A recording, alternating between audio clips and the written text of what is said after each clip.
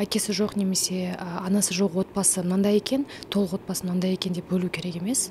Ол отбасы болғандықтан әртүрлі жағдайлар болады. Кейде мысалға ондай отбасыларда жолдастар қайтыс болып кетіп жатады. Мысалға қазір онкологияда өте көп болып кетті, мысалға әйелдерде қайтыс болып кетіп жатады.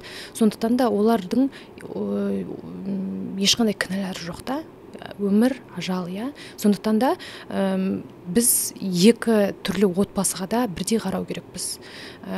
Осы отбасының жаңағы енді отағасы жоқ екен, енді жалғыз әйел екен, балалары қандай тәрбие көріп жатыр деп ондай мүлдем айтпау керек. Өйткені бұрын ондай болушы еді ғой. Тіпті тойларға да шақырғанда мысалға кейде әйелдер айтады, жаңағы жалғыз әйелдер, мен тойға бармаймын, өйткені мен барсам барлығы өздерінің жолдастарымен отырады да, мысалға жолдасы әйелі, жолдасы әйелі болып келе жатты да, мен жалғыз отырып қалам, сосын қайтадан сөйтіп отырады, сол кезде маған ыңғайсыз дейді да. Бұл енді тек қана біздің жаңағы институционалды өзгерістерді енгізу туралы емес, бұл жаңағы жалпы қоғамның өзгерісі туралы шығар.